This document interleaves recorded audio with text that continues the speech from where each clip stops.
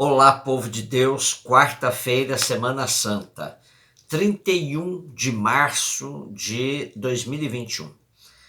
Primeira leitura, Isaías 50, 40, de 4 a 9, e depois o Evangelho 26, de 14 a 25. A nossa reflexão de hoje vai por aí.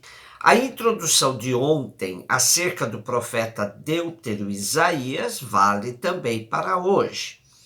E hoje temos o terceiro cântico do servo sofredor. Ouçamos o texto. O Senhor Deus deu-me língua adestrada para que eu saiba dizer palavras de conforto à pessoa abatida. Cada manhã desperta os meus ouvidos para que eu aprenda como discípulo. O Senhor Deus abriu meus ouvidos e eu não resisti, nem recusei. Ofereci as costas para me baterem as faces aos que me arrancavam a barba. Não desviei o meu rosto dos que me ultrajavam e cuspiam. Mas o Senhor Deus veio em meu auxílio. Por isso não me deixei abater o ânimo. Endureci o meu rosto como pedra, pois sabia que não ficaria envergonhado. Ao meu lado está quem me justifica. Quem ousará levantar-me um processo? Compareçamos juntos diante do juiz. Apresente-se quem tiver qualquer coisa contra mim. O Senhor Deus vem em meu auxílio. Quem poderá condenar-me? Temos aqui, por um lado, o sofrimento, sim, do servo, mas por outro, a sua capacidade de resistir. Ele tem convicção de que Deus vem sempre em seu auxílio e que isto o faz ficar firme. O servo assume sua missão e transmitirá sempre a palavra de Deus a ele comunicada, custe o que custar, ainda que sua vida corra risco, que ele seja humilhado, para ter certeza de que o que ele transmite foi lhe dado por Javé. Ele diz que todos os dias faz a experiência da escuta, como um fiel discípulo. Precisamos aprender com o servo essa capacidade de, a cada dia, colocarmos-nos aos pés do Mestre, ouvi-lo profundamente, para depois termos algo a transmitir da própria experiência da escuta. Que nunca falemos sem antes termos feito esta experiência profunda da escuta do que Deus quer que nós transmitamos.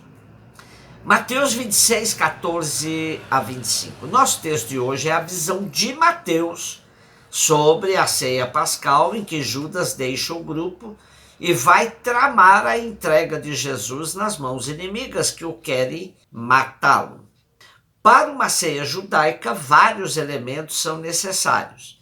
Um local adequado, de acordo com o número dos comensais, um cordeiro bem preparado de acordo com as tradições judaicas, até na forma de matar o animal, pães ázimos, ervas amargas, vinho, e preparar bem a mesa.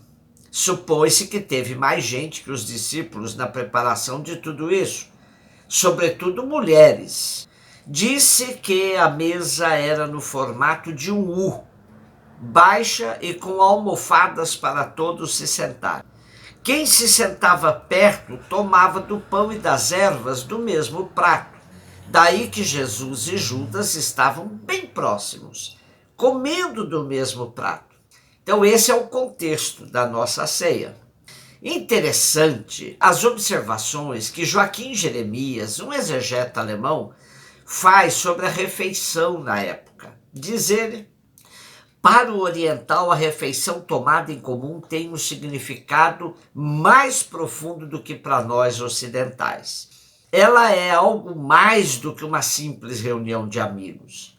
Há inúmeros exemplos no Primeiro Testamento que mostram refeições em momentos importantes de aliança, como entre Isaac e Abimeleque, ou de contrato, como o que ocorreu entre Labão e Jacó.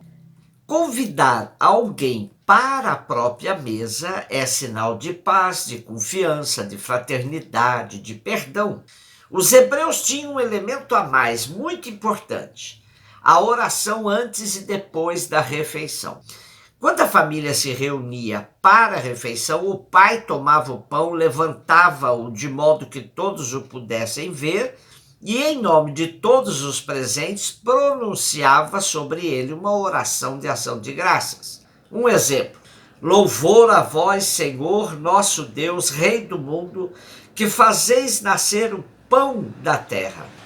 Os presentes faziam sua esta oração de louvor, respondendo: Amém. E depois da refeição, se recitava a oração de agradecimento. Louvemos Javé, nosso Deus, ao qual pertence tudo o que acabamos de comer. Em seguida, com a mão direita, levantava o cálice da bênção, um palmo acima da mesa, e com os olhos voltados para ele, recitava a oração final. Uma das fórmulas era essa: louvor a vós, Senhor nosso Deus, que alimentais o mundo todo com bondade, graça e misericórdia. Com a oração à mesa, a refeição em comum assumia um significado completamente novo, elevando-se da esfera profana para a religiosa e se transformando de instituição meramente social em reunião realizada sob o olhar de Deus. Justamente por isso, as pessoas piedosas, fossem elas teólogos, rabinos ou leigos, os fariseus, tinham o dever de conservar pura a comunhão de mesa e de não admitir nela a presença de pessoas ímpias. Assentar-se à mesa com Jesus é algo mais. É proclamação do início do tempo da salvação. É surpreendente que entre os comensais de Jesus se encontrem pecadores e publicanos. O oriental, que melhor do que nós sabia apreciar o valor de uma ação simbólica, compreendia imediatamente que para pessoas marginalizadas nos planos religioso e moral, como eram os pecadores, o serem admitidos à mesa de Jesus significava perdão e salvação. Portanto, Judas não estava sendo julgado por Jesus. Não era discípulo de categoria inferior que os demais. Como a todos, Jesus o amava e por isso sentia profundamente o que ele estava fazendo, a ponto de dizer que era melhor que ele não tivesse nascido. Judas é uma figura humana que já mereceu inúmeras análises, inúmeras tentativas de salvá-lo, de deixar o seu gesto menos trágico. Porém, ele mesmo analisou o que fez.